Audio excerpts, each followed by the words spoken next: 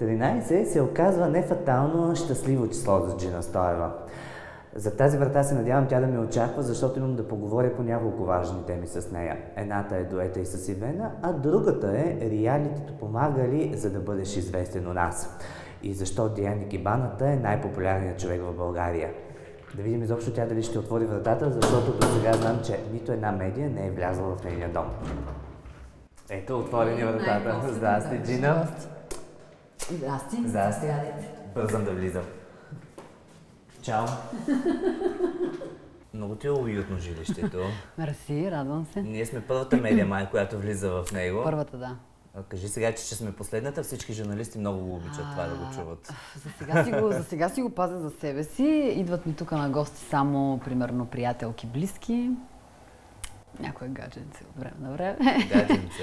На нова къща не се идва с празни ръце. Аз съм ти донесъл едни специални подаръци. Те са два.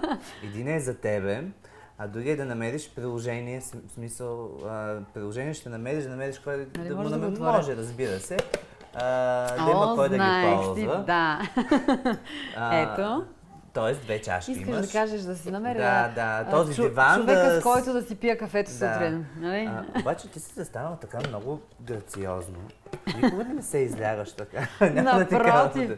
Напротив, това ми е любимото място. Гледам телевизия, опъвам се тук на чашка винце и някой път с някоя приятелка. За какво си говорите? Ами, женски му работи. За мъже. Шоу-бизнеса обсъждате ли го? Да. Известни личности обсъждате ли? Ако пуснем музикален канал. Обсъждате известни личности. Какво става с този шоу-бизнес? Погледни Диана Кибаната, в момента е най-голямата звезда, най-коментираната личност. Да ти кажа, и аз вече не знам. Много се изврати света явно. Пък аз не знам дали си в течение. Преди една-две седмици бяхме пуснали по сайтове един текст, който бяха написали за мен да пея песен, нали, с един текст, който се казваше Голмайстор.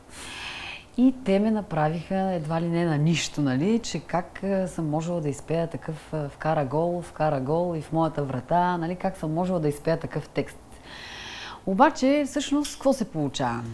Такива, примерно, изпълнители, не знам изпълнители дали мога да ги нарека, които пускат такива провокативни песни с някакви, нали, няма да е силно ако кажа глупости, несмислени неща, предизвикват по някакъв начин интереса на хората. Виждаш колко тегляния има в интернет за примерно 2-3 дни и решаваш, че може би това е печелившата формула. И всички почваме да си блъскаме главите. Ние започваме да мислим, значи това е формулата и ние трябва да следваме този път, за да бъдем интересни, за да бъдем забелязани, а всъщност не е така. Без да искаме, отиваме, нали, сами продаваме душата си по някакъв начин и се опитваме да правим неща, за да впечатлим хората, а не неща, които знаем, че ги правим, защото ние така ги възприемаме, така възприемаме света, ние така мислим. Аз си спомням, че ти направи песен преди време, в която беше вкарала, припева го изпълняваше с езика на глухите. Това нещо не беше гледано и на 1/10 от, примерно, снимките на прашката на Сашка Васева, примерно. Да, много уместен пример даваш, между другото. Ако не виждаш, аз съм тук, неизлечимо влюбена. За щастие или за жалост, твоята голяма звезда изгря в Survivor. И то защото просто всички видяха, що за човек си. За кое от двете? За щастие или за жалост? За щастие. За щастие.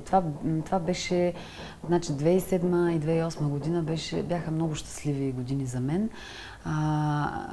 Хубавото е, че като че ли наистина една звезда, не знам дали е била, може би 2-3, изгряха просто в един и същ момент за мен.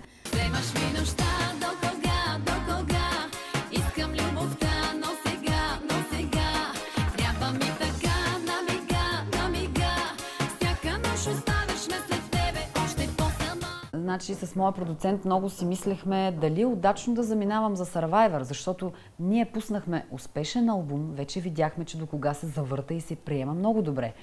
След това 100 жени. Остава в мен, избери една от тях. Това съм аз. И той ми каза, сега лятото, ако беше тук, щяхме да имаме много участия. Обаче аз лятото заминавам да ям червеи. Нали? И в един момент, нали, почвам да си задавам въпроси. Аз правилно ли постъпих или не? Но когато се върнах от играта, вече осъзнах, че съм постъпила правилно, защото макар и с закъснение, вече едно след друго се подредиха нещата и направиха така, че да има търсене, да има популярност, да има и хубави песни. Значи, ако беше само албума без играта в Survivor, пак щеше да се получи, сигурна съм, един успешен албум.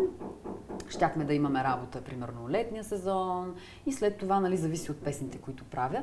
Но нямаше да е чак така ударно, нали, като медийна изява и като популярност да бъде всичко.